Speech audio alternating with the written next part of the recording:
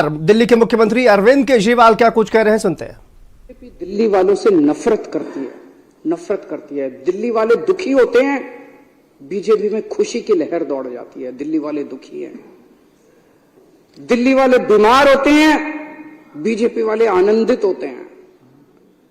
दिल्ली को बर्बाद करना चाहते हैं बीजेपी के लोग। जैसा परसों मैंने बताया था, किस तरह से इन्होंने 2 महीने के लिए दिल्ली के अस्पतालों की दवाइयां बंद कर दी, किस तरह से इन्होंने 2 महीने के लिए, पिछली बार मोहल्ला क्लिनिक के 3 महीने के लिए रेंट नहीं पे किए। मोहल्ला क्लिनिक कई किराए पे चल रहे हैं, उनके रेंट नहीं दिए, उनके बिजली के बिल नहीं दिए इन्होंने, डॉक्टरों की तनख्वाह नहीं दी इन्होंने, एमटीएस कर्मचारियों को निकाल दिया इन लोगों ने, योगा क्लासेस दिल्ली के अंदर बंद कर दी इन्होंने। दिल्ली वालों से इतनी नफरत करते हैं ये लोग। और मैं दिल्ली वालों को कहना चाहता हूं, जब तक आपका बेटा जिंदा है, इन बीजेपी वालों के सामने दीवार बन के खड़ा है, बाल बांका नहीं देगा।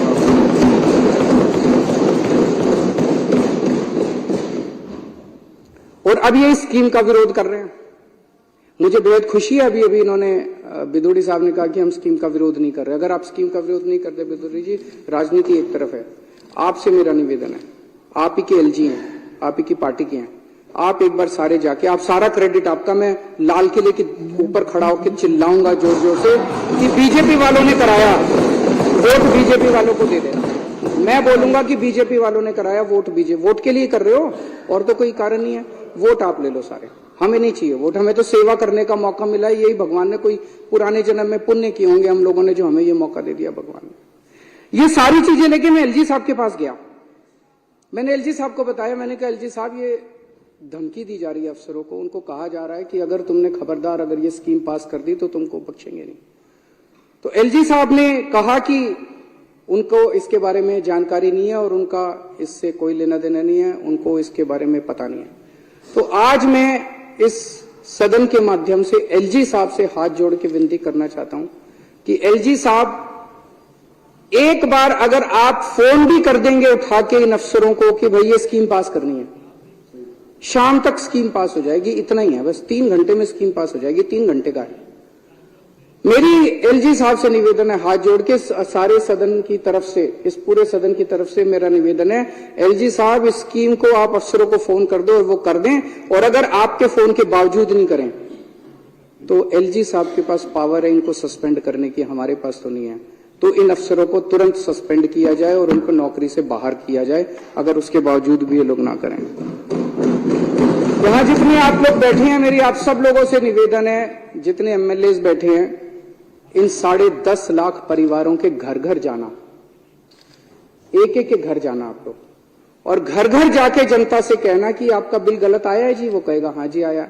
बोले जी ये बीजेपी वाले करा रहे हैं, पर चिंता मत करो, आपका बेटा लगा हुआ है, आपका बेटा आपका बिल ठीक करा के छोड़ेगा। जब तक ठीक नहीं हो जाता बिल भरने की जरूरत नहीं है, हम हैं आपके साथ। कोई बिल भरने की जरूरत नहीं है, कोई चक्कर काटने की जरूरत नहीं है, जल बोर्ड के चक्कर काटना बंद कर दो। केजरीवाल है, आपका बेटा है आपके साथ, घर घर जाना और घर घर जाके इसको करा के आना। और अगर इन्होंने नहीं किया, विदुड़ी साहब, हमारे पास कोई चारा नहीं रहेगा, दिल्ली में बहुत बड़ा आंदोलन होगा इसके ऊपर। हमें आंदोलन तो करना आता है, आंदोलन से ही निकले हुए लोग हैं, फिर दिल्ली में आंदोलन होगा, करना तो पड़ेगा।